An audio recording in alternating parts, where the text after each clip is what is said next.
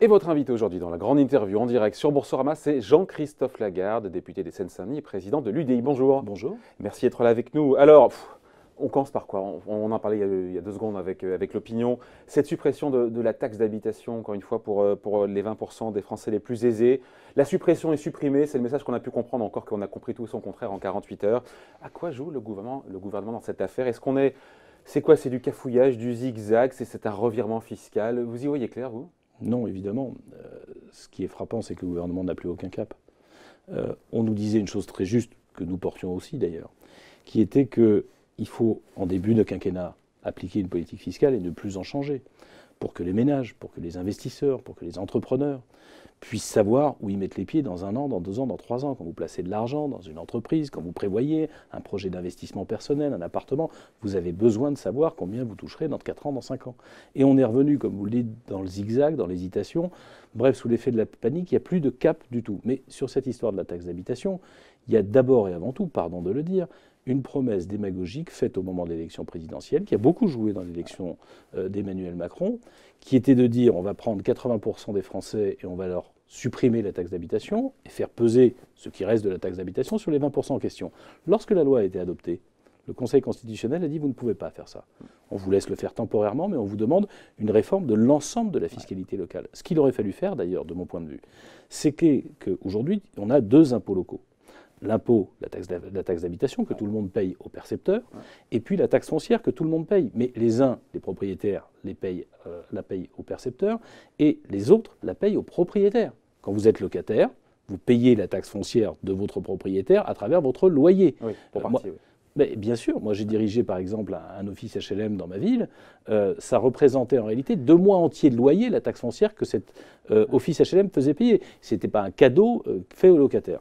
Aujourd'hui, on en est, et vous venez de le dire, on en est dans la situation où le gouvernement se dit, on pourrait finalement... Pardon, je coupe, mais Bruno Le Maire, il n'est pas né de la dernière pluie. Il y a une forme d'amateurisme, ça navigue à vue. Ça navigue clairement à vue parce que, comme je le disais, il n'y a pas de cap. Mais qu'est-ce qu'il dit lui et d'autres, et paraît-il sanctuarisé ou sanctionné par l'Élysée. Il s'est contredit en 48 heures. Mais c'est n'importe quoi. Entendons-nous bien, on nous dit les 20% des Français les plus riches, ceux qui continuent à payer la taxe, 6 millions de Français. Ouais. Mais de qui parle-t-on? On parle d'un salarié qui seul touche 2 250 € par mois. On parle d'un couple avec un enfant qui touche 4 000 € par an. C'est ça les riches? On est revenu aux riches de François Hollande, hein, parce que c'était à peu près la somme qu'il avait de mémoire fixée. Donc c'est n'importe quoi. Et la vraie réforme fiscale nécessaire, y compris demandée par le Conseil constitutionnel en disant vous ne pourrez pas laisser les choses en l'état et vous ne pourrez pas faire porter tout cet impôt sur 20% des Français parce qu'il y a une rupture d'égalité. La vraie réforme, c'est de prendre la taxe foncière et la taxe d'habitation, de fusionner les deux et de les mettre sous conditions de ressources. Parce que le paradoxe, c'est la justice. Ça fait votre proposition, mais ce n'est pas du tout dans les plans du gouvernement. Mais c'est ce qu'il devrait faire, pardon.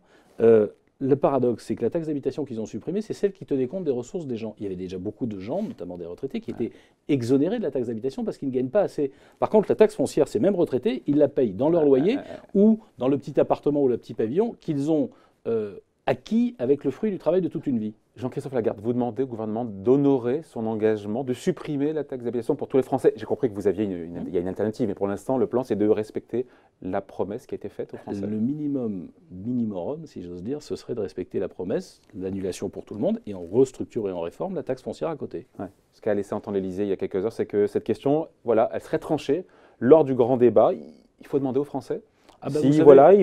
S'ils sont pour ou contre cette suppression totale pour 6 millions de Français, pardon de vous dire que c'est une réponse là aussi totalement démago. Si vous demandez aux Français si 80% des Français doivent ne pas payer d'impôts pour que les 20 autres % les payent, je vous assure qu'il y aura 80% de gens d'accord contre les 20 autres. Je ne suis pas sûr que ce soit comme ça qu'on rétablit l'équité fiscale ou qu'on rassemble le peuple de France. Ouais. D'ailleurs, c'est intéressant parce que dans ces 6 millions de Français, il y a beaucoup de... On parle des classes moyennes aisées, moyennes supérieures.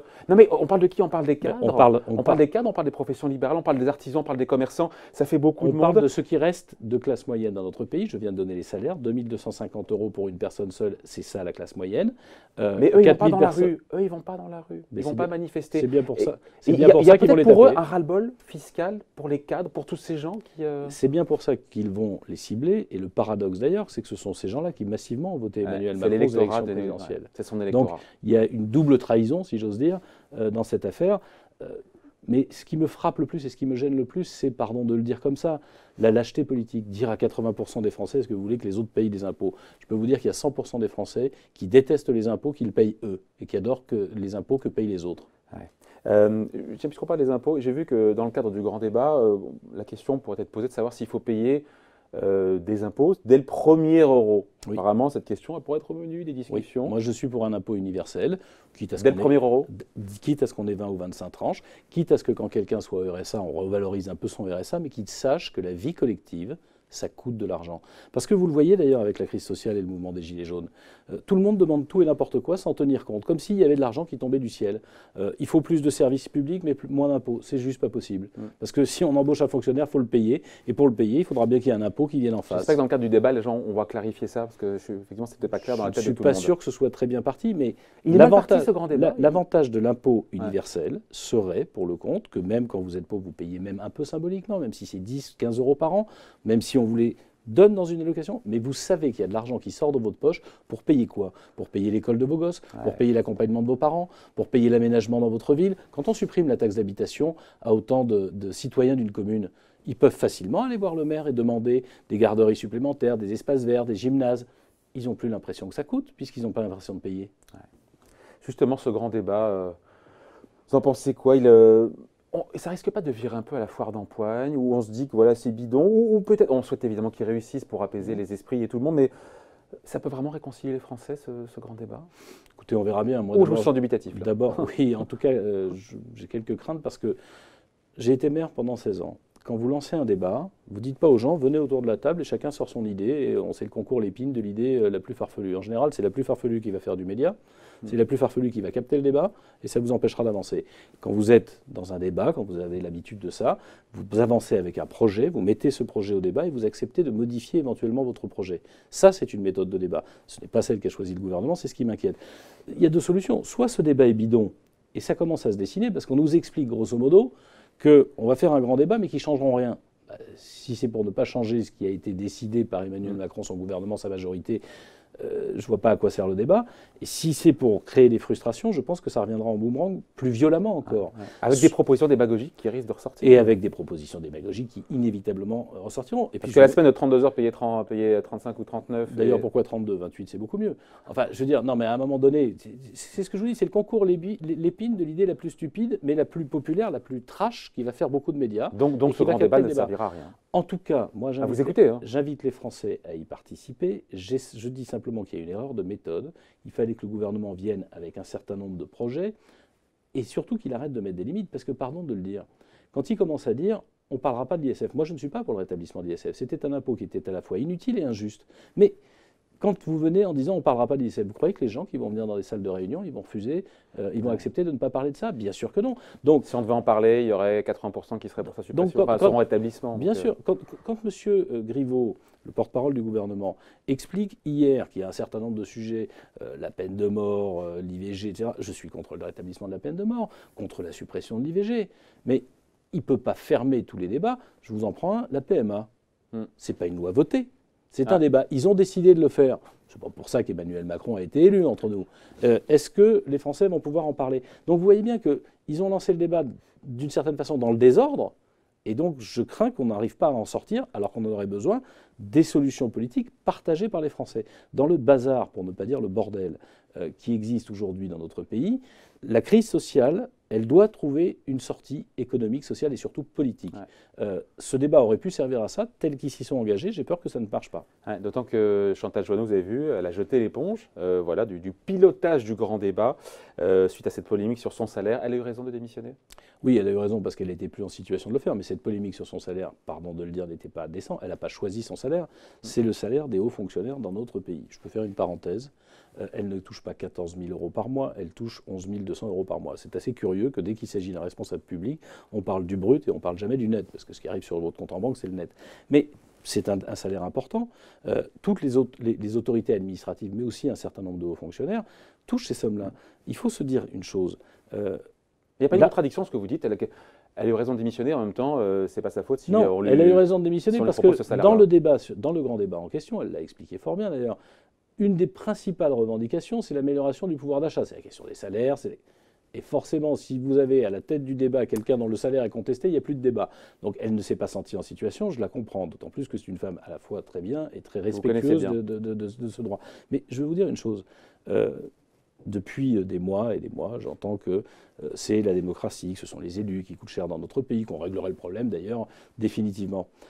Disons les choses clairement, un ministre, ça gagne moins que ses directeurs d'administration centrale. Dans quelle entreprise le patron est moins payé que ses subordonnés? C'est en réalité ça la vie politique de notre pays. Je vais vous dire une deuxième chose. On propose de supprimer ou de réduire un certain nombre de frais liés au fonctionnement démocratique. Si vous supprimez l'Élysée, totalement, vous supprimez Matignon, totalement. Vous supprimez le gouvernement, totalement. Vous supprimez l'Assemblée nationale, totalement. Vous supprimez le Sénat, totalement. Vous supprimez le Conseil constitutionnel. Vous savez combien ça représente? Ça représente 1,60 € par mois et par Français. 1,60 €. Donc on peut rendre ce pouvoir d'achat aux Français, ça leur paye un café tous les mois, mais on n'a plus de démocratie. Ouais. Non mais je dis ça pour qu'on arrête de courir derrière des faux lièvres. C'est-à-dire que c'est pas là qu'est notre problème. Notre problème, il est dans l'étendue de ce qu'on demande à l'État, et on lui demande peut-être trop. Il se disperse dans des missions qui ne sont pas les siennes et n'est plus capable de faire respecter l'ordre ou de rendre la justice. On n'a pas un budget de la justice digne de ce nom, mais on s'occupe de tout un tas de choses dont l'État ne devrait pas s'occuper. Notre problème, il est dans le fait que nous voulons avoir des services publics intégralement gratuits, et c'est un choix politique que partagé par une grande majorité des Français, mais qu'à côté de ça, il faut bien payer les impôts pour les payer, parce que si c'est gratuit, quand vous allez vous soigner gratuitement, quand vous allez en justice gratuitement, quand vous allez à l'école gratuitement, quand vous allez à l'université avec des frais d'inscription marginaux, tout ça se paye par l'impôt. Donc à un moment donné, il faut arrêter de raconter les bobards aux Français. Soit on veut un modèle où les services publics sont largement gratuits, et à ce moment-là, il faut bien qu'on accepte de payer les impôts. La question, c'est l'équité des impôts entre les Français. Mais c'est la question qui est posée d'ailleurs par les Gilets jaunes quelque part aussi. Très bien, mais est-ce qu'on est bien sûr que tous ceux qui posent la question sont ceux qui aujourd'hui ne vivent pas des impôts plutôt que d'en payer? D'autant que 10% des contribuables français payent 70% d'impôts sur le revenu. C'est quand même bien à ceux qui demandent de la progressivité, comme de rappeler ce chiffre et vous voyez, qui est incontestable. Dans une ville comme la mienne, qui est une ville populaire, il y avait déjà la moitié de la population qui ne payait plus de taxes d'habitation. Donc on peut dire qu'il y a équité, mais enfin ça veut dire qu'il y a une partie de la population qui paye l'intégralité pour les autres. Je pense donc que la question, elle est dans les services que nous décidons de bénéficier, comment dirais-je, dont nous décidons de bénéficier de façon gratuite. La façon dont on les organise, et on devrait beaucoup plus les décentraliser pour qu'ils coûtent beaucoup moins cher, contrairement à ce qui est le cas aujourd'hui, et ce qu'on accepte de payer comme impôt, et ensuite comment on répartit l'impôt entre les uns et les autres. Jean-Christophe Lagarde, vous comprenez que ça choque en tout cas des Français de se dire que pour piloter un grand débat pendant quelques mois, on touche effectivement, alors vous avez raison, 12 000 ou 11 000 et quelques euros par mois en net. Vous comprenez que ça puisse choquer ça? Alors que derrière, il y a des revendications de justice fiscale, de pouvoir d'achat. Je comprends qu'il y a deux choses. Si vous voulez avoir des hauts fonctionnaires, c'est le principe d'une haute autorité indépendante, qui soient réellement indépendants, il vaut mieux les rémunérer, parce que sinon ils vont se faire rémunérer par des institutions privées qui feront des pressions. Parce qu'elle n'était pas là pour piloter ce grand débat. Elle est là pour l'ensemble des débats publics, la construction d'un pont, d'une autoroute, etc. Et avant elle, c'était un haut fonctionnaire qu'on ne connaissait pas. On connaît Chantal Joanneau parce qu'elle a été ministre. Elle serait appelée Madeleine Simoneau. Personne n'aurait fait attention à ça. J'entendais, je ne sais pas si c'est exact, je n'ai pas encore vérifié, j'entendais qu'il y a 500 hauts fonctionnaires dans notre pays qui touchent ce type de salaire. Je préfère que ces fonctionnaires-là soient bien rémunérés, compétents et honnêtes, plutôt que, comme dans beaucoup de pays, des fonctionnaires qui sont sous-payés et qui sont soumis à la tentation. Allez, on parle maintenant des annonces d'Édouard Philippe, le Premier ministre. Il nous parle d'encadrement du droit de manifester, parce qu'il y a cet acte 9 des Gilets jaunes qui arrive, c'est samedi, c'est voilà, dans 3 jours. Des fichiers pour des casseurs, le renouvellement du matériel des forces de police, c'était sur TF1. Est-ce que tout ça, est-ce que c'est efficace, tout ça? Est-ce que c'est concret ou est-ce qu'il leur a fallu être encore plus ferme en vue, encore une fois, des risques de nouvelles violences et de débordements? Vous avez là encore deux choses différentes. D'abord, ce qu'a dit le Premier ministre est une proposition que j'ai faite il y a 1 mois et demi. Il y a dans les manifestations, au début et surtout maintenant, 2 types de personnes. Des gens qui, de façon bon enfant, viennent manifester et qui sont des familles de tout le monde. Et puis, il y a des professionnels de la casse, des gens d'extrême droite, d'extrême gauche, qui ont même des camps d'entraînement, qui connaissent parfaitement des techniques policières, qui en général viennent provoquer les policiers pendant des heures devant une manifestation. Et Ils sont combien sur les 50 000? Parce qu'il faut expliquer, au début, on avait 300 000 personnes dans la rue, on n'a plus 300 000 maintenant. On a quoi, 50 000? On a 50 000 samedi. Sur les 50 000, Quelle est la répartition? On ne sait pas, mais c'est quoi? Je ne suis pas ministre de l'Intérieur, mais des groupes d'extrême droite et d'extrême gauche qui viennent dans toutes les manifestations, les syndicats s'en plaignent d'ailleurs depuis des années maintenant, pour casser du flic, qui s'entraînent pour ça, pour piller, c'est 4-5 000 personnes. La plupart d'entre elles d'ailleurs sont recensées, sont fichées, parce qu'on les connaît. Et donc le fait de dire, comme on a fait pour les hooligans à l'époque, on avait un problème. Vous mettez dans le stade de France 80 000 personnes, et puis vous avez 2 000 personnes. Là, c'est le stade, l'autre, c'est la voie publique. C'est la même chose, c'est le même principe, puisqu'une déclaration, une manifestation, elle doit être déclarée. Ouais. On a interdit à ces hooligans de pouvoir s'y rendre, mais surtout, on les a assignés à résidence au commissariat en les obligeant à pointer. Moi, je suis pour que ces gens-là ne puissent plus venir dans les manifestations, parce qu'on sait qu'ils ne viennent pas manifester, mais qu'ils viennent casser, et qu'on laisse du coup les manifestants manifester en sécurité, et qu'on sécurise aussi nos forces de police. Donc vous êtes favorable à ces mesures? Bien sûr. Elles seront efficaces, mais elles seront pas opérantes. Elles seront pas opérantes dès samedi, là. Ah bah, il faut le temps de voter la loi. Ouais. Mais j'y suis d'autant plus efficace que je l'ai proposé, d'autant plus favorable que je l'ai proposé il y a un mois. Ça ne réglera pas tous les problèmes, mais ça vous retirera tous les professionnels du combat de rue, et ça permettra à la police de mieux faire son travail en meilleure sécurité et en sécurisant les familles. Vous redoutez le fait que ça puisse déborder, les nouveaux débordements, que ça dégénère encore une fois samedi, parce que Laurent Wauquiez dit, voilà, ce ne sont pas des réponses à très court terme, il faut le temps que ce soit voté en février à l'Assemblée. Je ne pense pas qu'on puisse redouter, puisque de toute façon, ça se produit maintenant tous les samedis. Ouais. Ce que je ne comprends pas, spécial, ce que je ne comprends pas, oui, enfin, ça fait 10 fois qu'on nous parle de dispositifs spéciaux et qu'on a les mêmes images. Ce que je ne comprends pas, pour dire les choses, c'est dans quelle situation l'État est-il aujourd'hui, ou par manque de volonté, on peut se retrouver avec 3500 manifestants à Paris, autant dire, pardon, rien. Rien. Et que pour autant, il soit en mesure de casser le portail d'un ministère et de l'envahir. Alors c'est quoi la réponse? La réponse, c'est qu'à un moment donné, il faut peut-être organiser la police et lui donner les ordres pour qu'elle puisse intervenir. Parce que si on n'est plus capable de maîtriser 3500 manifestants dans Paris, à ce moment-là, l'État républicain français... Donc le gouvernement n'est pas assez ferme, selon vous? Il y a une forme de laxisme envers, encore une fois, les casseurs? Bien sûr qu'on a laissé des débordements. D'ailleurs, sur les 50 000, je vais faire 2 observations. La première observation, c'est que, comment dirais-je, la plupart des rassemblements se déroulent bien. On a 4 ou 5 points chauds. C'est à ce moment-là qu'il faut concentrer les forces de police et la capacité de répression. Parce qu'à un moment donné, l'ordre doit revenir dans notre pays. Et la deuxième observation, c'est que 50 000 personnes, c'est même pas le Stade de France dont je parlais tout à l'heure. C'est quand même pas eux qui vont faire la loi. C'est quand même pas eux qui vont faire la loi dans notre pays. Qu'il s'agisse des pacifiques ou des casseurs. Vous êtes ministre de l'Intérieur, vous faites quoi concrètement pour mettre hors d'état de nuire ces casseurs, ces professionnels de la casse, comme vous les appelez? Qu'est-ce qu'on fait face à cette ultra-violence-là dès samedi? Vous vous souvenez, après ce samedi noir où on a vu l'Arc de Triomphe saccagé, les forces de police ont reçu des consignes différentes et la police a été efficace.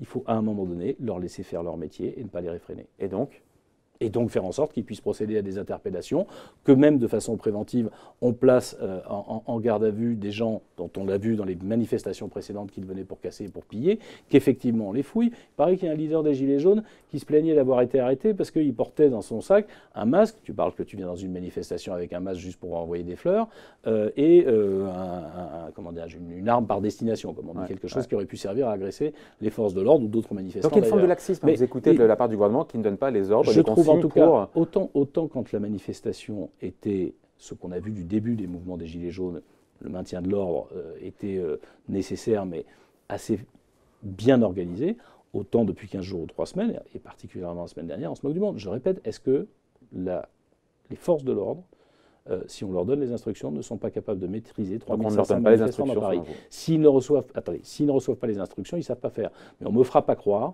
qu'avec les moyens de la préfecture de police de Paris, on ne sait pas maîtriser 3500 manifestants dans Paris. 300 000, c'est compliqué. 3500, il ne faut pas se moquer du monde. Ouais. On voit bien que les mobilisations, elles sont moins importantes, mais le mouvement ne désarme pas. Et puis, il s'enracine, ce mouvement. Il y a toujours le soutien de l'opinion qui est derrière. On met de côté, évidemment, les casseurs. Il y a une impasse pour le gouvernement, même s'il y a ce grand débat qui va s'ouvrir la semaine prochaine. Mais comme je le disais, quand vous avez une crise sociale, il faut trouver un débouché politique avec une solution économique et sociale. Économique et sociale, on a eu 10 milliards d'euros. Le plus étrange, oui, mais ce n'est pas le sujet.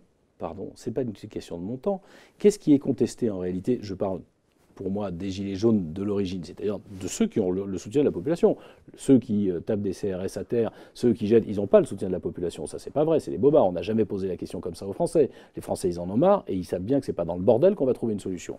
À l'inverse, il y a 2 inégalités frappantes et qui sont, criantes pour les Français.